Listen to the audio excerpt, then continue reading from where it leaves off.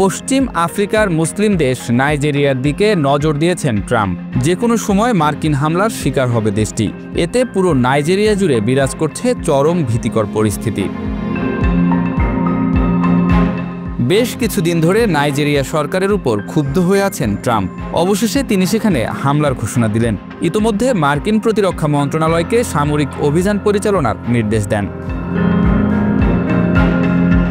সমালোচকরা বলছেন ট্রাম্প এবার নিয়ন্ত্রণ নিতে চাইছেন নাইজেরিয়ার তেল ও খনিজ সম্পদের, যার জন্য এত বাহানা। তাই সবাই এটাকে দেখছে নিছক ধর্মীয় লোক দেখানো উদ্বেগ হিসেবে। ট্রাম্প হুঁশিয়ারি দিয়ে বলেন, এবার বন্দুক গর্জে উঠবে। এতে করে দেশটির জনগণের মধ্যে দেখা দিয়েছে চরম উদ্বেগ, আতঙ্ক ও অনিশ্চয়তা। দেশটিতে সম্ভাব্য মার্কিন হামলা ঘিরে সবার মধ্যে চরম মাত্রায় ভীতির সঞ্চার হয়েছে।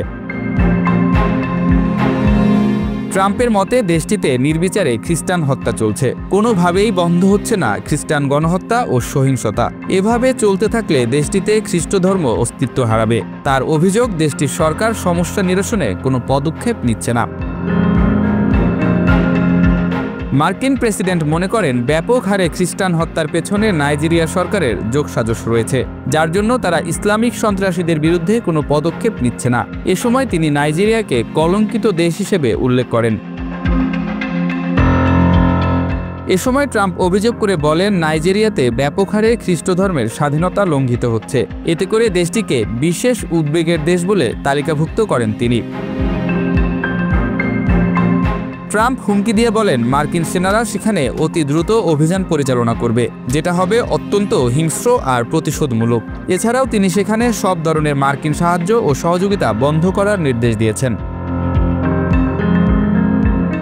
যেখানে নাইজেরিয়ার প্রেসিডেন্ট বোলা আহমেদ তিনুবু বারবার বলছে তার দেশ সব নাগরিকের ধর্মীয় স্বাধীনতা নিশ্চিত করে, তারা সব ধরনের সহিংসতার বিরুদ্ধে লড়াই করে যাচ্ছে। তবে অনেকেই খ্রিস্টানদের সুরক্ষা প্রদানকে দেখছে মার্কিন অজুহাত হিসেবে। ধারণা করা হচ্ছে এর পেছনে যুক্তরাষ্ট্রের অন্য কোনো মতলব রয়েছে। তাদের নজর নাইজেরিয়ার তেল ও খনিজ সম্পদকে ঘিরে। আফ্রিকা মহাদেশের শীর্ষ তেল ও খনিজ সম্পদের অধিকারী তারা। বিশ্লেষকদের মতে এমন পরিস্থিতি নাইজেরিয়ার অভ্যন্তরীণ সমস্যাকে আরও জটিল করে তুলবে। তেলের বাজার হয়ে উঠবে অস্থিতিশীল। যেখানে এটা কোনো ধর্মীয় সংঘাত নয়, এটা তাদের দীর্ঘদিনের জাতিগত, অর্থনৈতিক ও সম্পদ নিয়ে দ্বন্দ্বের ফল।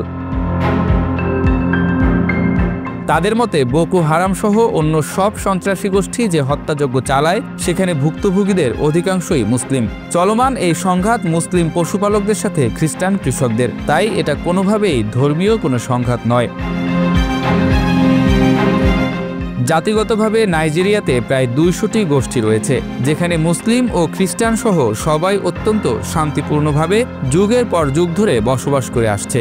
যুক্তরাষ্ট্র যদি ঠুনকো অজুহাত দেখিয়ে দেশটিতে হামলা চালায়, তবে সেখানে দারিদ্রতা, সামাজিক বৈষম্য ও নিরাপত্তা ব্যবস্থা হুমকির মুখে পড়বে।